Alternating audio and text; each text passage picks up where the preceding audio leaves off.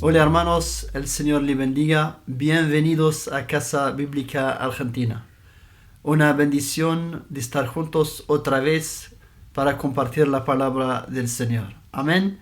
Vamos a orar.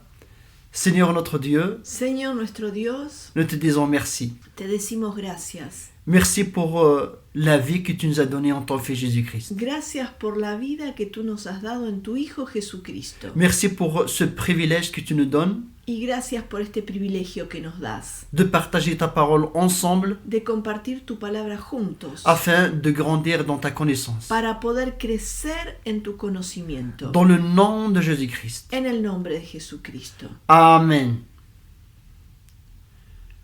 Je vous pose une question. Yo les pregunto, Est-ce que Dieu respecte nos décisions? ¿Dios respeta nuestras decisiones? Je dis oui. Yo digo sí.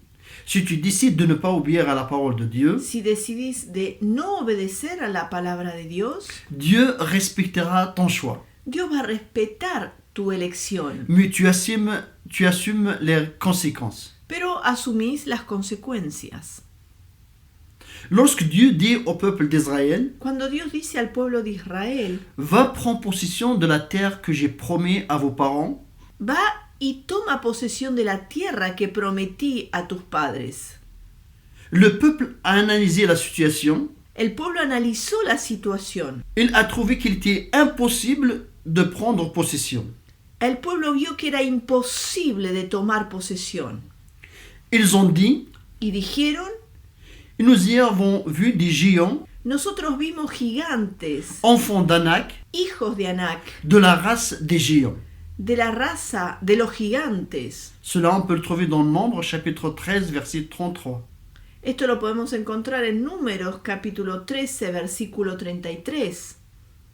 Même si Dieu, qui leur a promis cette terre, Mismo si fue Dios que les prometió esta tierra, où coule le lait et le miel, donde abunda la leche y la miel, le peuple dit, el pueblo dijo, pourquoi l'Éternel nous a fait-il aller dans ce pays ¿por qué el Señor nos hizo ir a este país, où nous tomberons par l'épée, donde caeremos por la espada, où nos femmes et nos petits-enfants deviendront une proie? donde nuestras mujeres y nuestros niños serán una presa? Si c'était l'intention de Dieu, Pero si esta era la intención de Dios, il aura dû les laisser en Égypte, Él les hubiera dejado en Egipto dans la servitude, como esclavos et ne pas répondre à leurs cris. y no responder a sus clamores.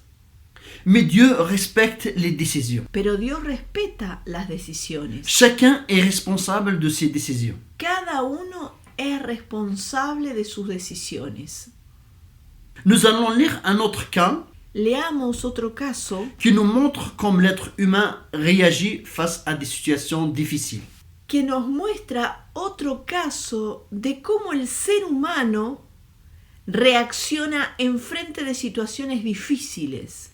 Et c'est le cas d'Élie. Y es el caso de Elías. Jézabel, une femme méchante, Jezabel, una mujer mala, corrompue, corrompida, envoie un message à Élie pour lui dire qu'il va mourir ce jour-là.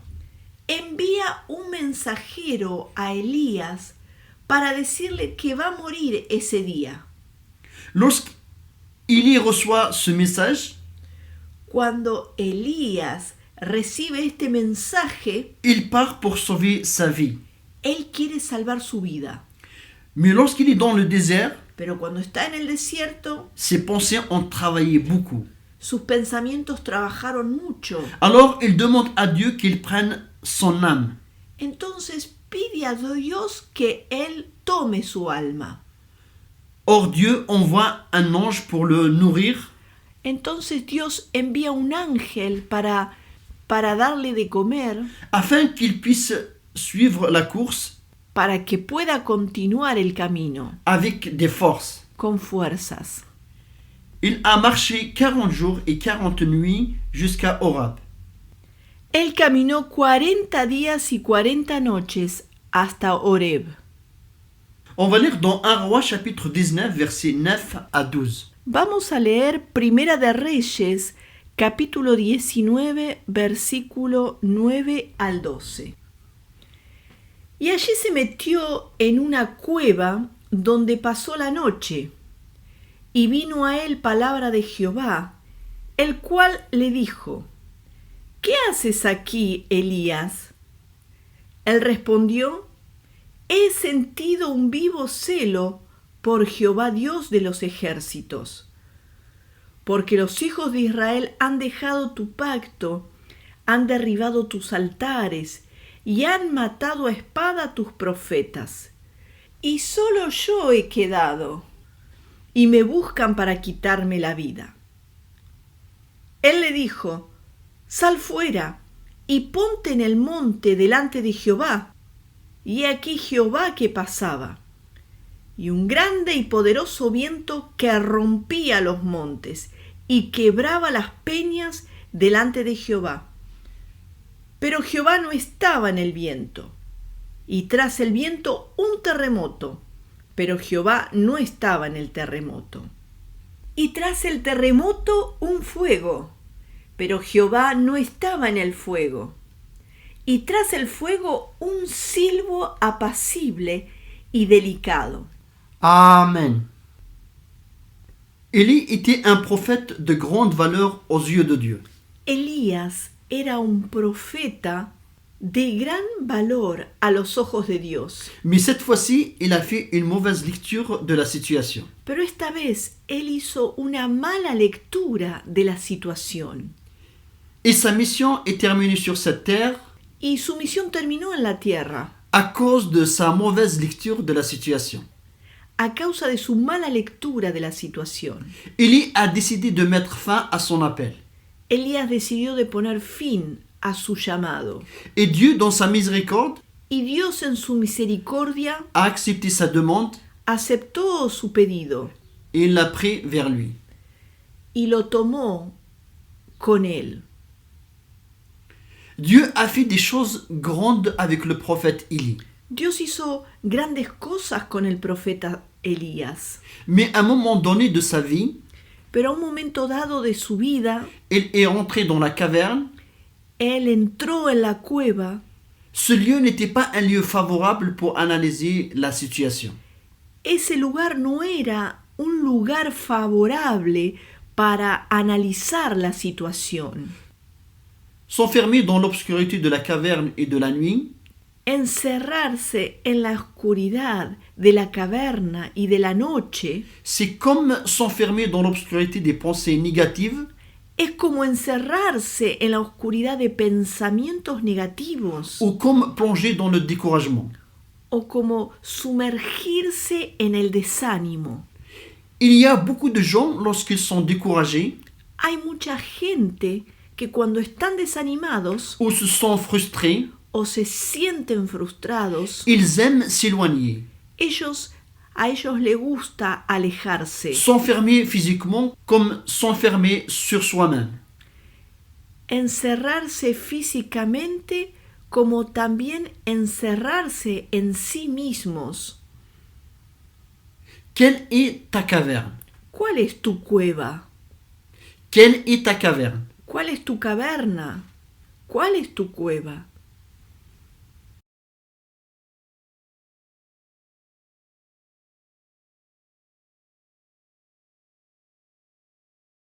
Dieu vient et dit à Élie, Dios viene y le dice a Elías, que fais-tu ici, Élie? ¿qué haces aquí, Elías? Et Élie lui répond, Y Elías le responde, j'ai déployé mon zèle pour l'Éternel, yo he sentido un vivo celo por el Señor, le Dieu des armées, el Dios de los ejércitos, car les enfants d'Israël ont abandonné ton alliance. porque los hijos de Israel abandonaron tu alianza, Ils ont renversé tes autels. tiraron por tierra los altares Ils ont tué par l'épée tes prophètes. y mataron a espada a tus profetas. Je suis resté moi seul, He quedado yo solo et ils cherchent à m'ôter la vie. y me buscan para matarme. Dieu lui dit, Y Dios le dice, sors et tiens-toi dans la montagne devant l'Éternel. sal y ponte en la montaña delante del Señor. Dieu lui demande de sortir de ce lieu Dios le pide de salir de ese lugar pour faire une lecture juste de la situation para poder hacer una lectura justa de la situación, qu'il est en train de traverser. de la situación que está atravesando. Il lui dit, tiens-toi dans la montagne. Y le dice, ponte en el monte. Et pourquoi dans la montagne? ¿Y por qué ponte delante del monte? Pour dominer sur la situation Para dominar sobre la situación et d'être devant l'Éternel. y estar delante del Señor. C'est-à-dire pour être éclairé et être secouru. Es decir, para ser alumbrado, socorrido. Dieu ne veut pas qu'Élie soit à l'intérieur de la caverne. Dios no quería que Elías esté en la caverna, en el interior de la caverna. Dieu veut que Élie lui dise qu'est-ce qu'il fait. Dios quería que Elías le diga qué es lo que estaba haciendo. Et lorsqu'Élie répond, Y cuando Elías responde, il se met en dehors du peuple. Elías se sitúa como fuera del pueblo, Parce qu'il raconte qu'est-ce que le peuple a fait. porque él cuenta lo que el pueblo hizo. Alors il dit, Y dice, les enfants d'Israël ont abandonné ton alliance. los hijos de Israel abandonaron tu alianza, Ils ont renversé tes autels. echaron por tierra, destruyeron tus altares Ils ont tué par l'épée tes prophètes. y mataron por espada tus profetas. Je suis resté moi seul. Y me quedé yo solo Ils cherchent à m'ôter la vie. y buscan matarme.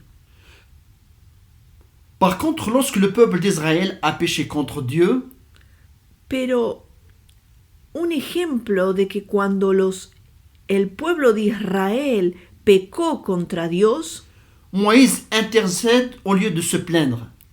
Moisés intercedió en lugar de quejarse. Moïse dit, Moisés dice, pardonne maintenant leurs péchés. perdona ahora sus pecados, Sinon, efface-moi de ton livre que tu as écrit. sino bórrame del libro que has escrito. Cela, on peut le trouver dans l'Exode, chapitre 32, verset 32. Eso está en Éxodo capítulo 32, 32. Et dans un autre exemple Y en otro ejemplo de Daniel, de Daniel, Daniel qui a vu la situation du peuple, Daniel, que vio la situación del pueblo, il intercède en faveur du peuple. intercede a favor del pueblo Il dit au chapitre 9, verset 5, y dice en el capítulo 9, versículo 5 de Daniel, on va le lire. vamos a leerlo, hemos pecado, hemos cometido iniquidad, hemos hecho impíamente y hemos sido rebeldes y nos hemos apartado de tus mandamientos y de tus ordenanzas. Amen. Même si ce n'est pas Daniel qui a péché, Mismo si no es Daniel que pecó, il ne s'est mis pas dehors du peuple. él no se pone por fuera del pueblo, Mais il dit, pero él dice, nous avons péché. hemos pecado. Daniel fait partie de ce peuple, Daniel es parte de ese pueblo, même s'il n'a pas participé à leur péché. mismo si no participó en el pecado de ellos. Mais Élie dit à l'Éternel, Pero Elías dice al Señor, ils ont tué par l'épée tes prophètes. mataron a espada tus profetas Je suis resté moi seul. y me quedé yo solo Et ils cherchent à m'ôter la vie, y buscan a sacarme la vida. ce qui n'est pas complètement vrai, Y esto no es completamente verdad, car c'est une seule femme qui cherchait à le tuer. porque era solo una mujer que buscaba matarlo. Quand quelqu'un est dans l'obscurité de la caverne, Cuando alguien está en la oscuridad de la caverna, toutes ses pensées sont négatives. todos los pensamientos son negativos. Je vous donne quelques exemples. Les doy algunos ejemplos. Il y a des frères, lorsqu'ils viennent pour ranger une situation, Hay hermanos que cuando vienen a arreglar una situación, et certains sont plongés dans les pensées négatives et ils disent, y algunos están sumergidos en sus pensamientos negativos y dicen, tous les frères sont contre moi. todos los hermanos están contra mí. L'Église m'a blessé. La iglesia me hirió. Tout le monde est jaloux de moi. Todo el mundo está celoso de mí. Tous n'aiment pas comme je suis. Todos no me quieren como soy. Et lorsqu'on demande aux frères de nous donner des noms des personnes, Y cuando le pedimos al hermano de darnos nombres de las personas, il réfléchit beaucoup. y él comienza a reflexionar mucho, Il donne le nom, par exemple, de Juana. y por ejemplo da el nombre solo de Juana. Et si on lui dit, Y si le decimos, mais c'est seulement une seule personne, pero es solamente una persona, alors le frère dit, y el hermano dice, non, il y a encore. no, hay más. Mais dans ce moment, je ne me rappelle pas de tous. Pero en este momento no me acuerdo de todos. Mais après, il se rappelle de Philippe. Pero después se acuerda de otro, de Felipe. C'était deux, Eran dos, pas toute l'Église. no era toda la iglesia. Amen, hermanos. Sortez de la caverne. Salí de la cueva, hermano. Nous devons être attentifs, Nosotros tenemos que estar atentos car il nous arrive d'accuser à tout le monde. porque nos pasa de acusar a todo el mundo. Amen. L'Éternel demande à Élie de sortir El Señor pide a Elías de salir, et de se tenir dans la montagne devant l'Éternel. de ponerse en la montaña y estar delante del Señor, pour mieux voir la situation. para ver mejor la situación. Tiens-toi devant Dieu Ponete delante del Señor et non devant tes problèmes. y no delante de tus problemas. La foi n'empêche pas les inquiétudes, La fe no impide que estemos inquietos, mais la foi m'aide à s'attacher à Dieu pero la fe me ayuda a aferrarme a Dios et savoir comment agir. y saber cómo actuar. La foi est obéir à la voix de Dieu La fe es obedecer a la voz de Dios, afin de sortir du lieu où je suis. a fin de salir del lugar en donde yo estoy. Au verset 11, il dit qu'il y avait un vent fort et violent En el versículo 11 dice que había un viento fuerte y violento qui déchirait les montagnes et brisait les rochers. que rompía los montes y quebraba las peñas. Et le texte dit que l'Éternel n'était pas dans le vent, Y el texto dice que el Señor no estaba en el viento, dans le tremblement de terre que no estaba en el terremoto et dans un feu. y que no estaba en el fuego. Mais Dieu était devant Pero Dios estaba delante et ses faits étaient son pouvoir, y los hechos era su poder, sa force. su fuerza. Dieu n'a pas parlé, Dios no habló, à part de la question qu'il a adressée à Élie. aparte de la pregunta que había hecho a Elías. Mais Dieu était là. Pero Dios estaba ahí. C'est le vent qui a parlé. Es el viento que habló. Il montrait juste un peu de la puissance de Dieu. Y eso mostraba un poco del poder de Dios.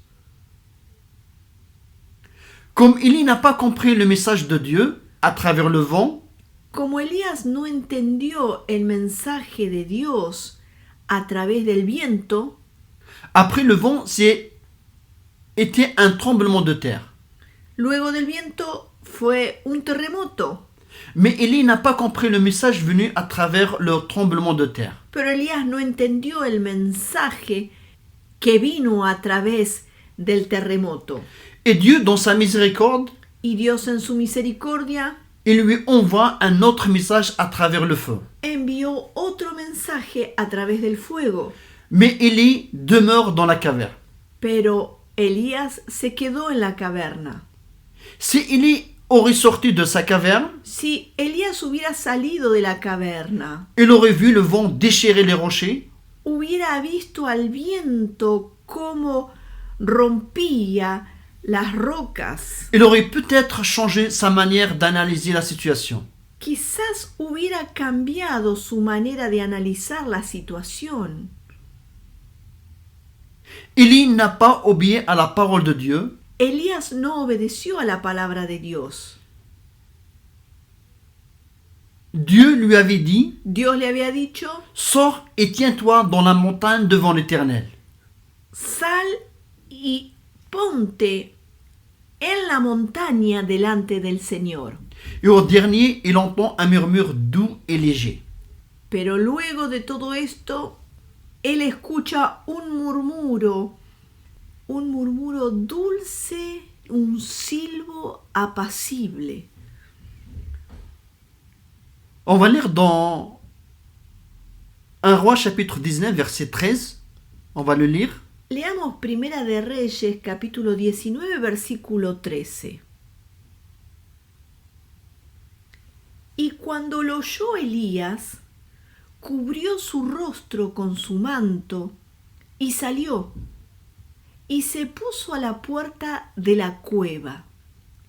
Y he aquí vino a él una voz diciendo, ¿qué haces aquí, Elías? Amen.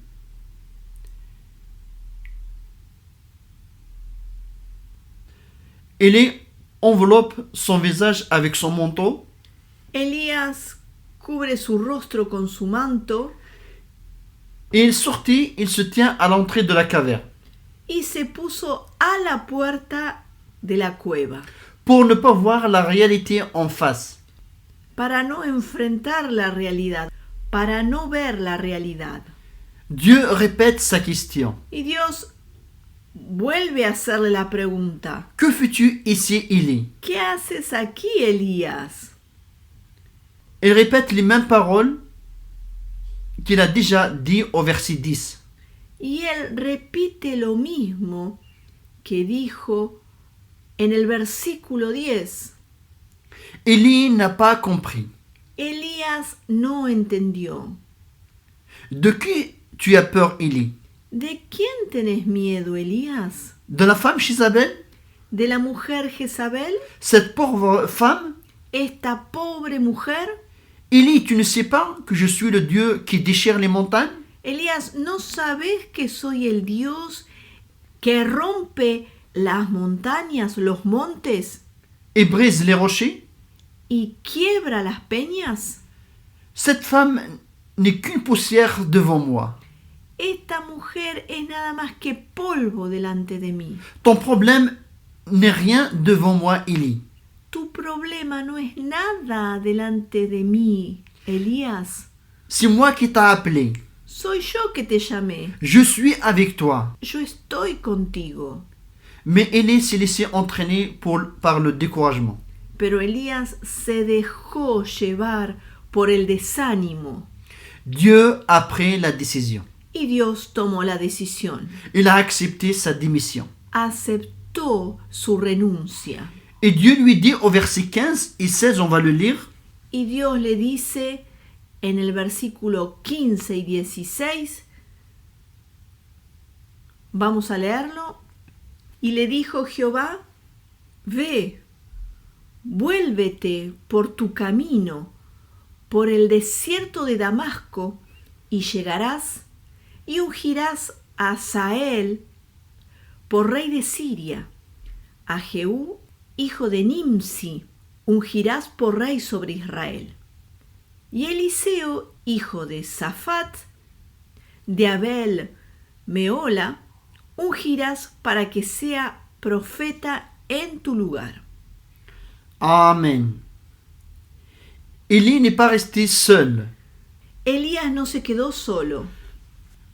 Et le verset 18 dit Y el versículo 18 dice que Dieu laisse 7000 hommes que Dios deja 7000 hombres qui n'ont pas fléchi les genoux devant Baal. que no doblaron sus rodillas ante Baal.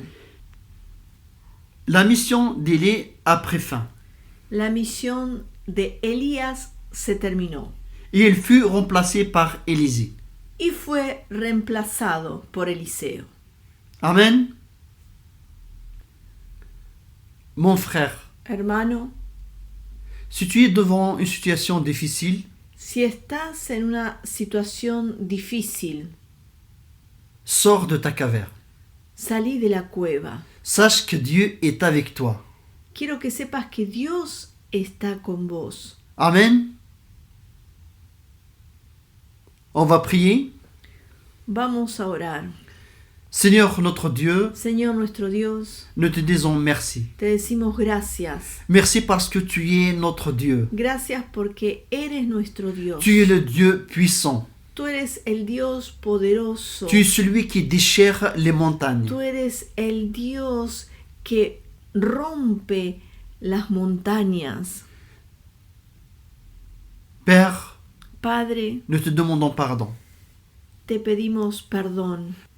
Chaque fois qu'on se cache dans la caverne, Cada vez que nos escondemos en la caverna, au lieu de se tenir devant toi, que nos escondemos en la cueva en lugar de estar contigo, Père, nous te demandons pardon. te pedimos perdón. Merci parce que ta parole nous exhorte, Gracias porque tu palabra nos exhorta. nous fait rappeler Tu palabra nos hace recordar à quel Dieu nous croyons. en qué Dios creemos nosotros. Nous croyons un Dieu vivant, Creemos en un Dios vivo, un Dieu d'amour, un Dios de amor, un Dieu de miséricorde. un Dios de misericordia. Père, nous te disons merci Padre, te decimos gracias parce que tu nous as dit, porque nos dices, je suis avec vous jusqu'à la fin du monde. estoy con ustedes hasta el fin del mundo. C'est pour cela que nous sommes en paix. Es por eso que estamos en paz, Nous sommes dans la joie, estamos con gozo, dans le nom de Jésus-Christ. en el nombre de Jesucristo. À toi seul la gloire, A ti solo la gloria, au siècle des siècles. por los siglos de los siglos, Dans le nom de Jésus-Christ. en el nombre de Jesucristo. Amen.